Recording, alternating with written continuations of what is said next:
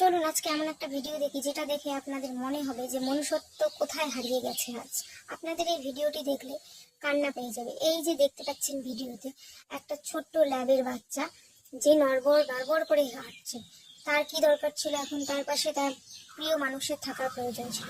সেই প্রিয় মানুষ যে তাকে প্রয়োজনে এনেছিল বাড়িতে, আর এখন প্রয়োজন ফুরিয়ে গেছে, অর্থাৎ বাচ্চাটি অসুস্থ হয়ে গেছে কোনো কারণে, তাকে ছেড়ে দেওয়া হয়েছে রাস্তায়।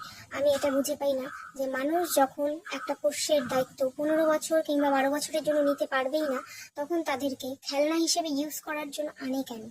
কেন আনে? এটা সব থেকে বড় প্রশ্ন। তাদের তো উচিতই নয়। একটা পশুর দায়িত্ব যারা নিতে পারে না তাদেরকে বাড়িতে পশু আনার কোনো প্রয়োজনই নয়। আর এরা নিশ্চয়ই এনেছিল বাড়িতে একটু খেলা টেলা করবে বাচ্চার সাথে।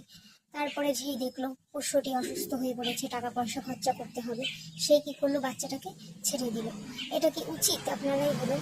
আজ ইন্টারনেটে আমার দেখা সব থেকে কষ্টের ভিডিও, বাচ্চাটি তার মালিককে খুঁজে বেড়াচ্ছে। তার মালিক কখনো ভাবলো না যে রাস্তায় বাচ্চাটি কি করে সার্ভাইভ করবে। একেই এর এত খারাপ অবস্থা, যে ও হাঁটতে পারছে না। সে কি করে সার্ভাইভ করবে রাস্তায়? তার তো রাস্তার কুকুরের মতো কুড়িয়ে কুড়িয়ে খাওয়ার অভ্যাসও নেই।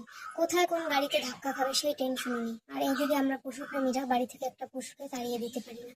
আমাদের তো ভাবলেই কষ্ট হয় যে আমাদের কোনো পশুকে রাস্তাতে ছেড়ে দিতে হবে। আমাদের এই কথাটা ভাবলেই কষ্ট হয়, কান্না পেয়ে যায়।